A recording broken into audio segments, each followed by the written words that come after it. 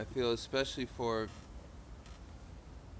if you've fallen into what I've fallen in the past, which is this very heavy want to get out of whatever's going on. Uh, becomes like a new addiction. Yeah? So you try to get out of discomfort, which I get. That's for sure. Uh, that's like natural in a way. You want out of um, displeasure, especially if it's like very hot displeasure. The thing is when you try to get out of that discomfort, you try to get out of it as it,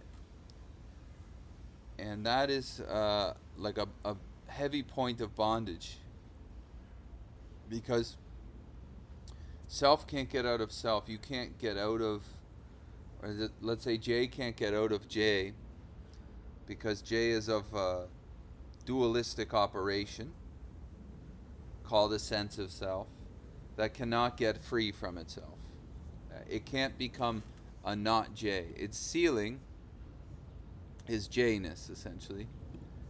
And it can't go any further than that.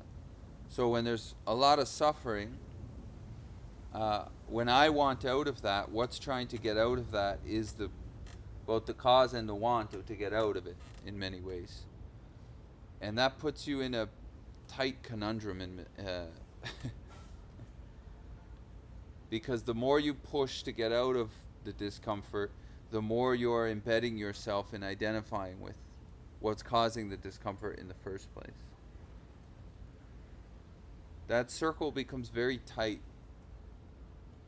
Physically, the body will get very tight, but the brain will get tight, and it will fire, and it'll get way busier than it already was.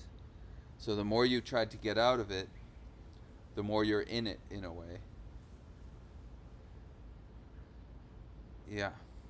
So the thing about listening that's quite nice is whatever's heard is not what is hearing. And you can hear your mental system trying to get out of itself.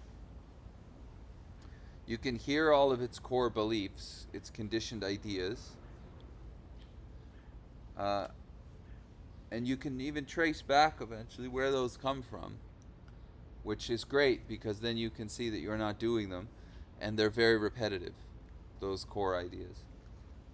But the point is what's being heard is not what's hearing it. And you can hear your head all day talking from its subjective point of view, which it's taking itself to be the ultimate subjective, meaning God. That's why in recovery they would say you have to stop playing God, or Ramana would call it the false God. You can hear your head all day chattering, yeah? And a big part of that chattering is I have to get out of this discomfort or whatever, yeah? And then God forbid you go online and you see everybody talking about getting out of discomfort. But the problem is they're all talking about getting out of discomfort as the thing that's causing discomfort in the first place. So in order to get out of discomfort, that means you'd have to move into comfort. Or to get out of the unpleasurable, you have to be going to pleasurable. Yes? But the idea that you see from most spiritual seeking is I'm going to stabilize in pleasure. But J, the sense of self doesn't stabilize anywhere. It's unstable. That's the point. You can hear its instability from before it. Even the thought me and I, the sense of self, you can hear that, and that comes and goes. There is no permanent individual thing, me. That me thought comes and goes. So if you're obeying the me thought, that means you're totally obeying. You're praying to all the thoughts that come after it, essentially. You're completely tied to the mental system that comes after the me thought, if you're tied to the me thought, as being you, a permanent independent thing. And in that case, there will never be a consistent peace in this spiritual seeking, nor in there just can't be a consistent peace because it's always going left and right. pleasure, unpleasure, happy, sad, up and down. Yeah. Hmm. So the thing about the about listening is it's not asking you to do something else. It's not asking you to change the up and down. It's not asking you to fix what's seemingly wrong. It's just saying, it's almost like a fact in a way, rather than a pointed practice. What's being heard is not what's hearing. So when your head is chirping about being amazing or your head is chirping about being worthless, both of those are heard. Now, who hears those? I do, but you're hearing I as well. So obviously you're before all of that stuff. Yeah. When I presents itself, it presents itself as a permanent, independent thing that doesn't come and go, which is completely false, and it doesn't take much research to see that. When you go to sleep at night, you're gone. So that's enough, really. Huh. So both listening and the message of Advaita or Chantami, the practice is just to calm down the system. But the listening, what is listening before the sense of a listener, that doesn't need any practice. That does not need to be purified and things. It just needs to be calmed down so that you can investigate that you're not it, essentially. Hmm.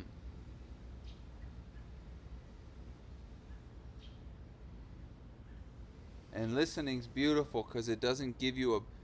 There's a point at the start when you listen to sound. Yeah. That's why we do the sound meditations on here.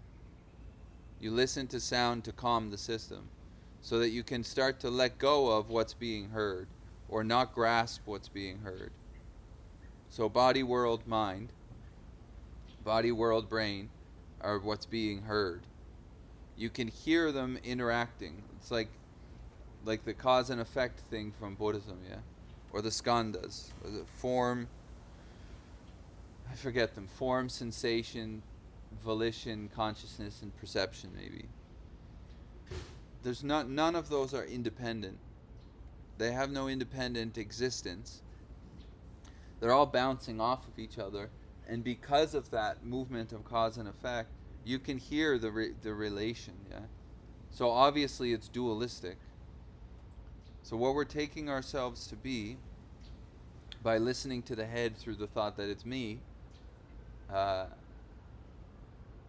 that's a misidentification. And because of that misidentification, there's a real firing up of that sense of individuality, and then it wants to get out of itself. And that's like addiction, pretty much, straight up. That's there's one way to try to get out of yourself, and it would be a substance, yeah. So that addiction can move from substance to spiritual seeking, which is probably just as harmful in many ways. Maybe not physically, but maybe physically. Hmm.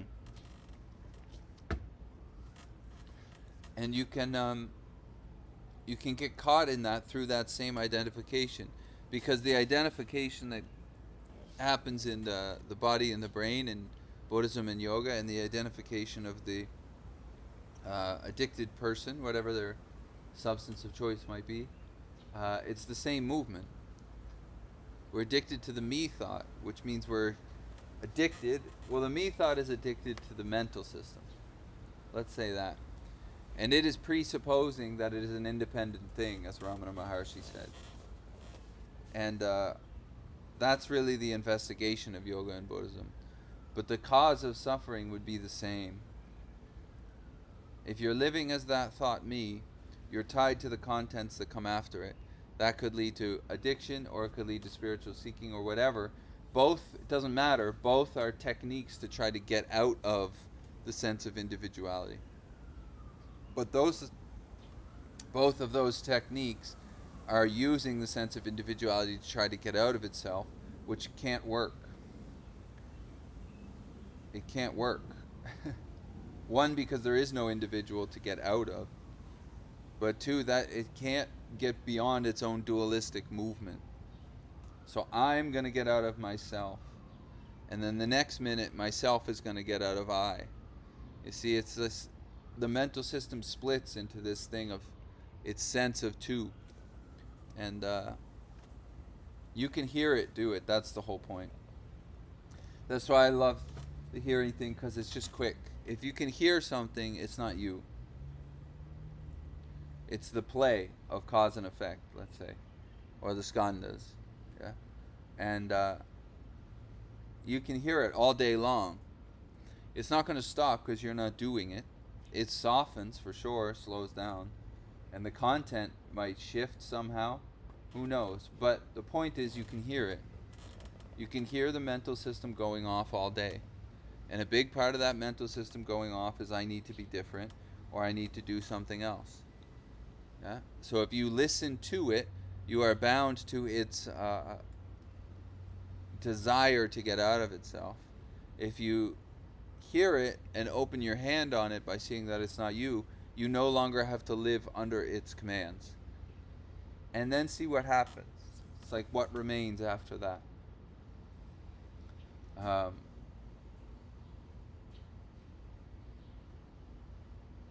Because I got super tired of becoming. And it didn't work anyways, but the work of becoming something, that's what had me bonded my whole life in the first place. In music, it was becoming the best musician. In this, it's getting the most money. In this, it's becoming the best. It's all becoming. Yeah, that's the movement of the mental system, becoming. But when it wants to become not itself, it can't do it. You see? It's something. The mental system cannot become open listening. The mental system, J, cannot become awareness. J does not get more aware. Yeah. Awareness is before J. And when J is settled enough, there's a bunch of awareness, seemingly. And then when J is really loud, if you listen to the J-ness, there's no awareness. You see? But it doesn't change the awareness. the open space is open. It's open. If you identify with the me, you identify with the contents that comes after that me, and then apparently there's no open space. If there's no grasping on the me, there seems to be a bunch of open space. Listening. Which would mean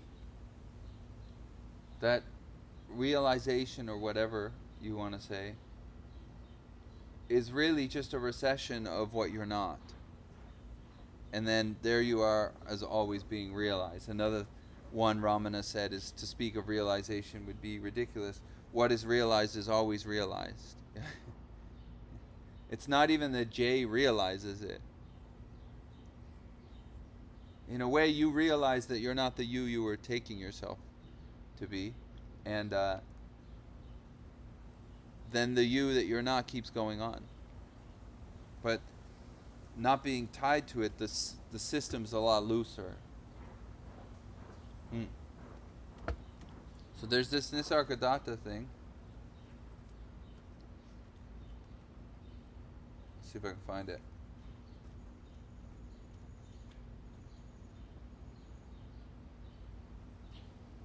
Okay. I forget where this is from, but Nisargadatta Maharaj. He said, the one which is listening, which you do not know, is you. The one which is listening, which you do not know, that's you. And the one which you know is you, you are not.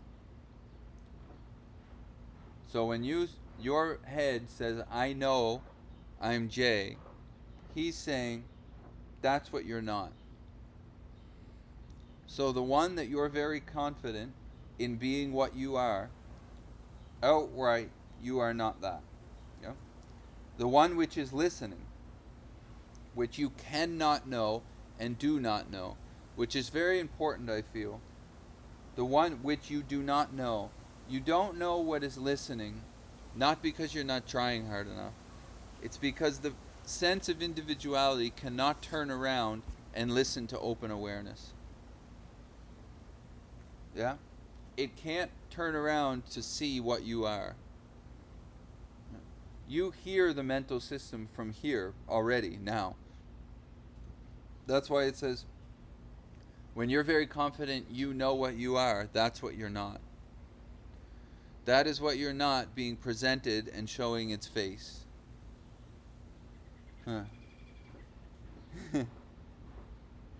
And that which is listening, which you cannot know. You can never really know what you are as an idea.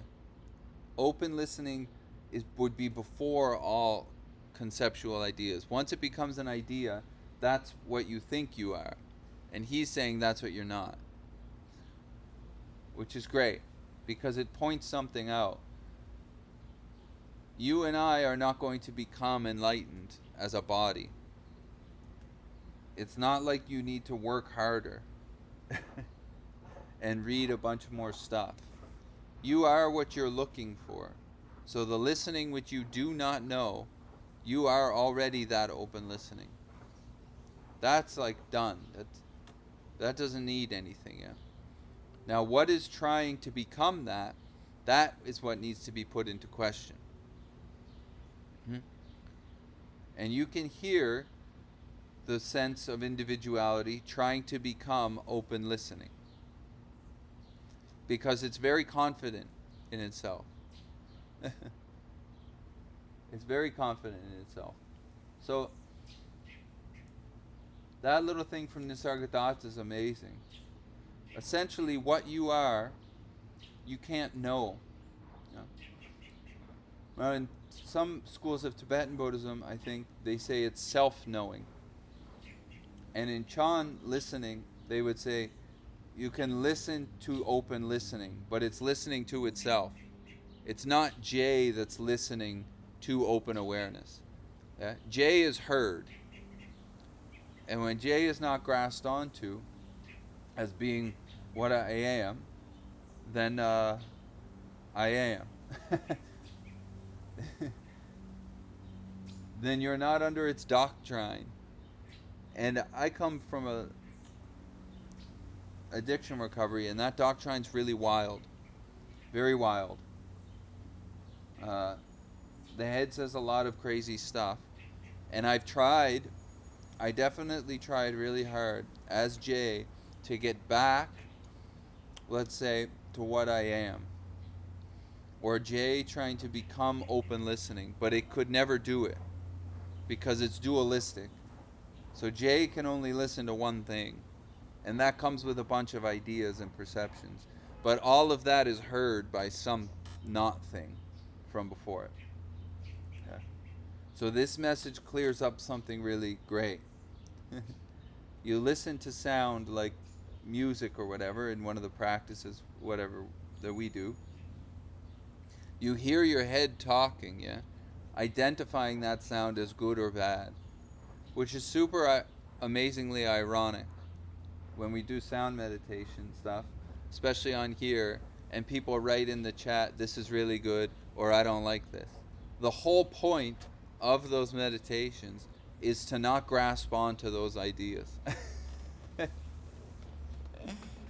Yeah. And yet there people are. They're kind of proving the point in a way, you see. The listening that you are is before your opinion about what is being heard. A sound is heard. The head has an opinion on that sound. Good, bad, whatever, neutral. Yeah? And then the idea of you is presented, and it's said that you are now have that opinion. And now you're in the business of opinion having. Yeah? Which is the point of bondage, because there's a sense of you here having opinion about that. All of that is happening, by the way. This is not about stopping it. It's just pointing out what's going on. So you're not the sound that's heard, obviously.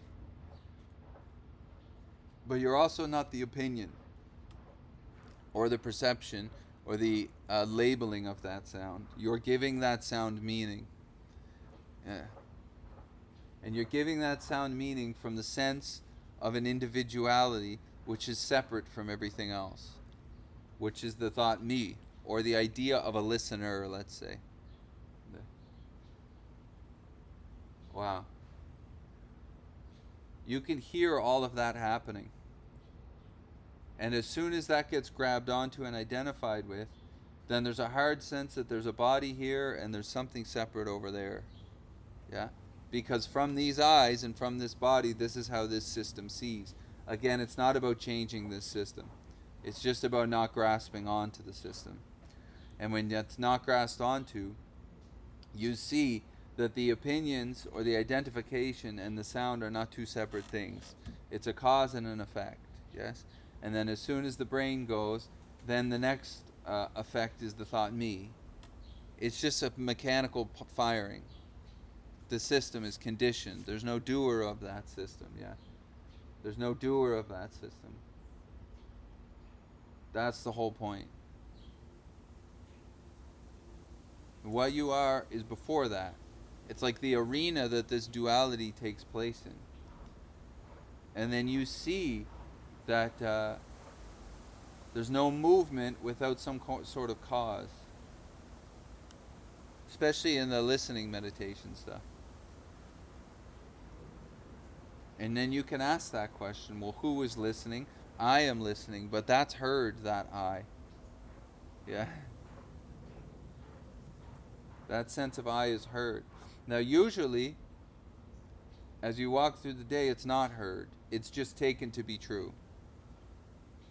Without any other investigation, it's taken to be true.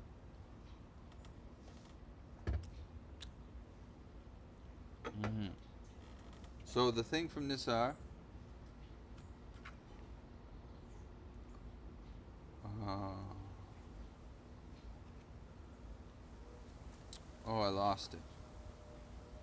The one which is listening, which you do not know, is you. Which you do not know. It's like in Zen, they say, I don't know.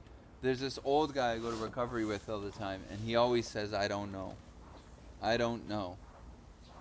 Yeah? So this isn't even really about knowing what you are, or becoming what you already are, which doesn't even make sense. Yeah? But it's the constant seeing and non-grasping on what you're not.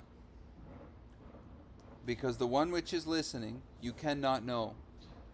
What is listening, you cannot know. Yeah? It can sit back into itself, meaning what you are can be self-knowing. But J does not come back and know. That's for sure. The one which you know you is you. You are not. So what knows that the body is you? What knows that the body is you is the brain. Is the sense of individuality, is extremely confident that the body is you. That's what this is putting into question. Am I that sense of individuality which is extremely confident that this body is what I am? And now if you can hear something and you cannot grasp it, that must not be what you are. Obviously. That must not be what you are.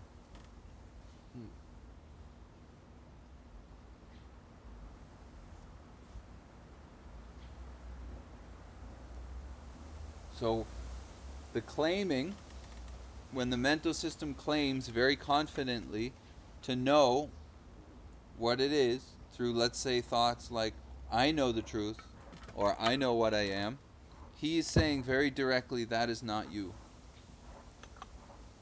And then he's also saying quite directly, you, Jay, or Jamie, or John, cannot know what you are. So where does that leave us?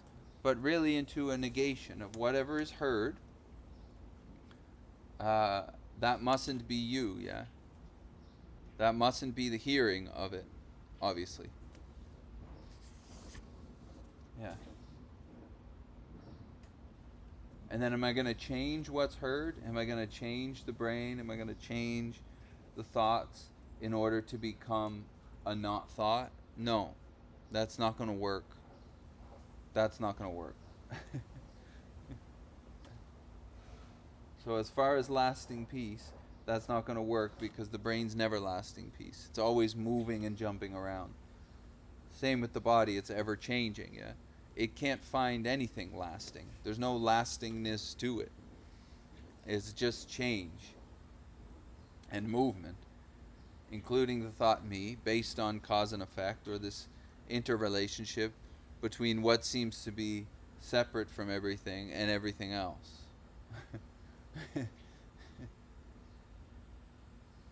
You can hear all that, not with the ears, but from before it. From before it, which is kind of like everywhereness in a weird way, but yeah. All right. Any questions? Feel free to ask. Otherwise, what do we have in the chat? What book is it that you're reading from? John. I don't know. This is just a little book of my own. I don't know where that quote's from. I forget. Some Nisargadatta book. He's got a bunch of annotated things. I bought one in India at his seed ashram. So maybe from that one, but I'm not totally sure. Yeah, I'm not sure. Yeah, it's a beautiful book though. I got it in an art store. Yeah. It's just a bunch of little things I've written down over the years. Yeah. Cool. So, are there any other questions? Feel free to ask.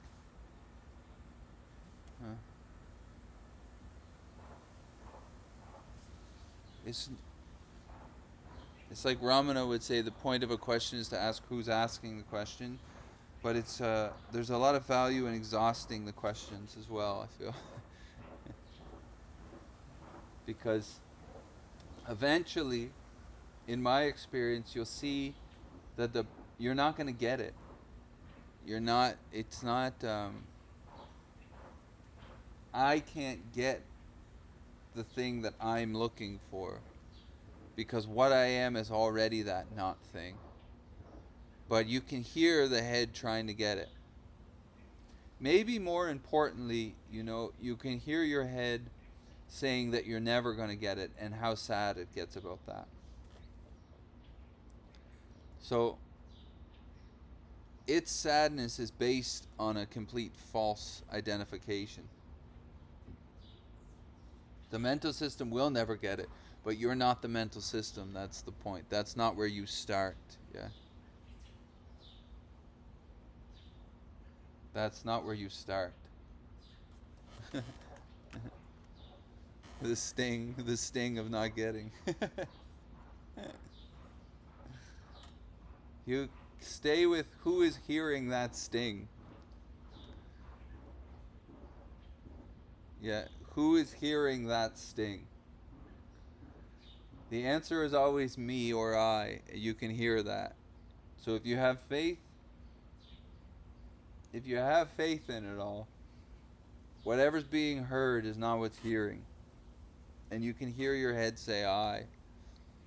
Yeah. You lose, it's just like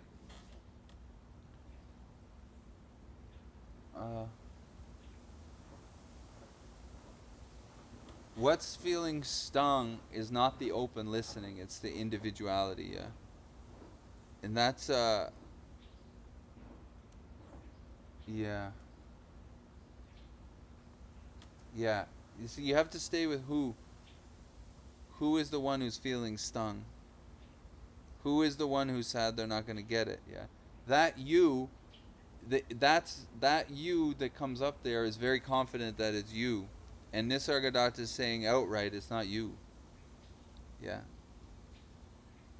It's not you. That That you is the sense of individuality which arises within the openness of you. So it's like Paul Hederman would say, you can take it as part of you, but the mental system is not, it's taking it as all of you. Yeah. Yeah. That's a good one. Uh, Choosing sobriety once again. Nice. Lentil said, well, if you have what I got, Ward, program, you go to program. You do not try to to take on sobriety alone. It doesn't work. It doesn't work. Spiritual how could I say? Seeing that you're not the body and the body and the mind are still alcoholic. So you can't get sober alone.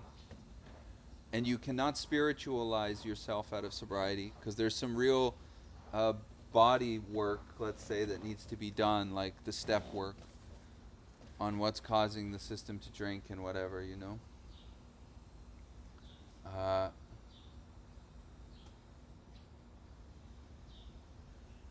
Yeah, you get to a program and you get around some other people. Nobody recovers alone. It doesn't matter how quote unquote realized or not quote unquote realized they are, which are both just ideas, but you don't get sober alone. I've seen this happen so many times and fail so many times. Yeah. People are spiritually enlightened, although they're drunk and they're super angry at the world, and it's just like, I don't know, there's enough evidence out there for that. Just go to a program. I don't know where you live, but I'm sure there's program there, because it's everywhere. Yeah. So if you try to take on the mental system alone, that is alcoholism trying to get out of alcoholism. And man, you will suffer violently from that. A lot. A lot. Yeah. So go to a program is the best. Uh-huh. Yeah. Whatever works, you know, but still you're not going to think your way out of it. No. When you're creating, are you thinking about what you're trying to create? Oh boy. Well, who's creating, Jim? If there is no doer of what's being done, that would suggest that creating is happening. And then there might be a brain which claims that happening. But that's heard, yeah? So keep the hands open in creation, and whatever comes, comes. I don't know. Is the vibrational energy of the self the soul?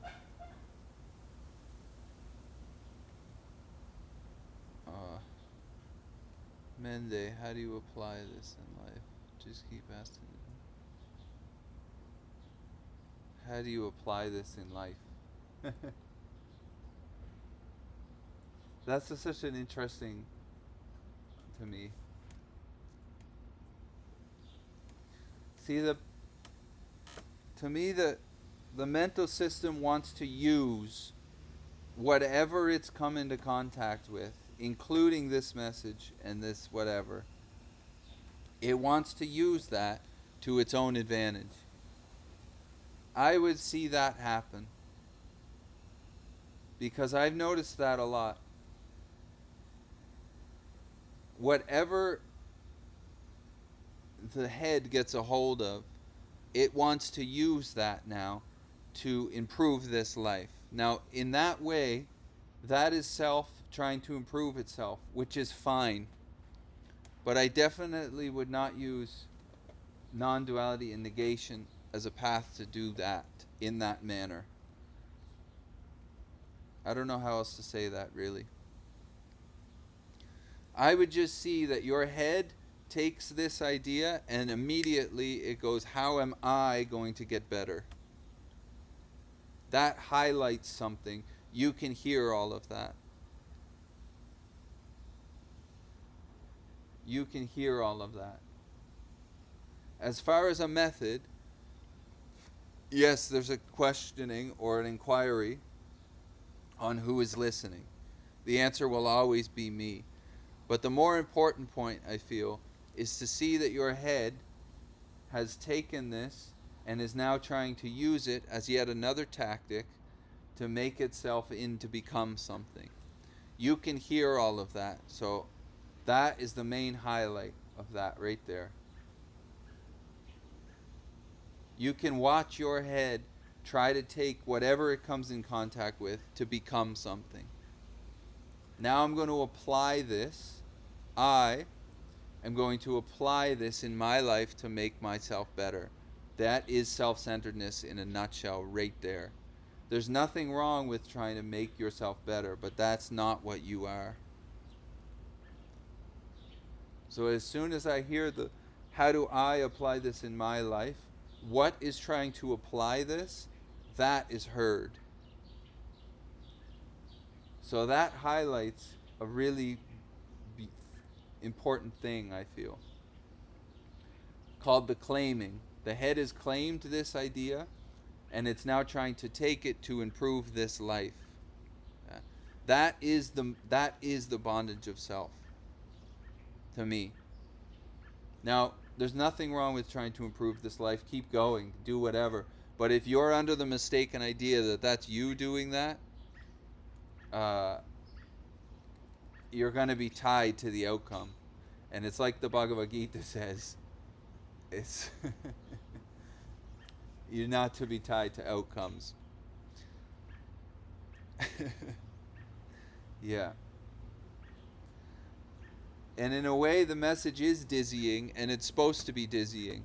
Because what is getting dizzied and confused, you can hear it. You can hear that thing go off. You can hear your mental system go off when it hears this. Because for once, non-duality pointed something beautiful out. It was not about you're going to get better, you're going to get better. It wasn't talking to Jay about getting better. It was talking about Jay. About Jay, which is the same thing recovery does. It's not like we're going to make Jay better. It's like, let's talk about Jay, because you're not Jay. So the more you can talk about what you can hear, the more you can stop grasping on it. And then there you are, always what you've always been, which is peace, which is really the only solution, I feel. It's the only thing of interest to me would be peace. Yes? So it just points something out. Your head claims this idea, and now it wants to utilize it to make its life better. That is self-centeredness. So right away, who wants to improve this life? Because the me that wants to improve this life is the same me that's trying to get out of itself. And in my experience, that same me is what's making this life a mess. Because the life is empty. The life has no meaning. Me, Jay, will give it a bunch of meaning and mess the whole thing. Yeah. So whether it's trying to become good or get out of bad, it's the same movement. It's the same movement either way.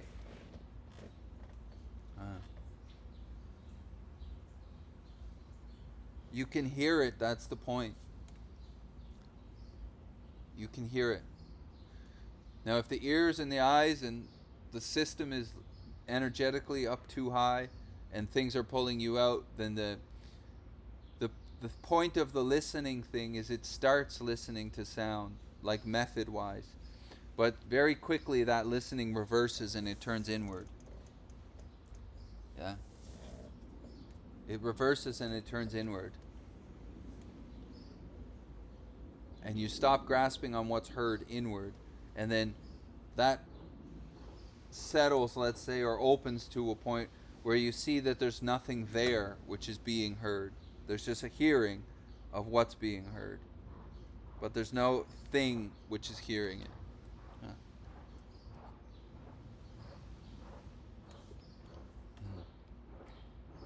It's the same in music in many ways. The one who wants to become the great musician and who wants to create the beautiful music, you can hear that your head say me. Yeah? Now, when it wants to do something like that, it wants to do that because of the outcome of it. The brain, the mental system wants an outcome of, let's say, beautiful music or money or attention. Yeah? Now, it wants to get that. So, right away, the mental system is tied to outcomes. It's like in the Gita, the Bhagavad Gita, when they say you can't be tied to outcomes, they do that by turning it all over to God. But it's not the individuality that doesn't get attached to outcomes. The sense of individuality is completely attached to outcomes. You're not the sense of individuality because there is no thing called an individual. That's the whole point. Yeah, so the one who wants to create good music and make a bunch of money, I was tied to that, which means I was completely tied to that outcome, and I would do anything to reach that outcome, even if it was very obvious in life that that outcome was not going to happen or happen the way that I wanted it to. Yeah? That's interesting. So the one who wants to make beautiful music is the one who's listening, which is me, which is heard from before it. So I get very cautious in many ways of that me because it's desire, it's based on desire and it's chasing. So you change music into whatever thing you want to, but it's the same movement of desire. The head is trying to get somewhere and it's attached to its own outcome. And it will continue to do that because it's a desirous system. The point is, you don't have to grab onto it. So then you don't care so much about outcomes. Huh? And that opens up a lot of space for a lot of stuff to happen, like maybe something interesting can come through.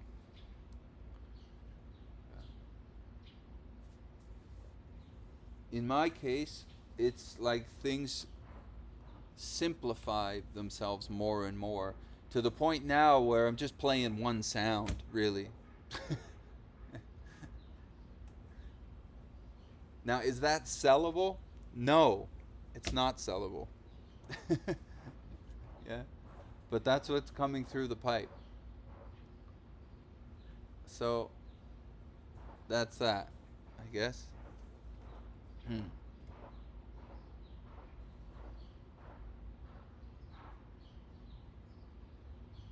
But it's a much more fluid experience when it's not grasped. The desire and the movement, the I thought, the me, everything that's heard is not grabbed onto. Then it's like Philip Glass says, he would say, I don't know what I'm doing, so maybe something interesting can happen. Yeah? As soon as I know what I'm doing, it's not a good thing. Because the me that knows what it's doing is not what I am. That's the conditioned response. And it is very confident in itself. They call in recovery self-righteous, meaning I'm right and you're wrong, essentially. And that's a very uncomfortable seat to sit in because it's not real and nothing exists that way. And nature or life will point that out to you, whether you want it to or not, eventually. Hmm. Yeah. All right. Anyone else, or are we good for today?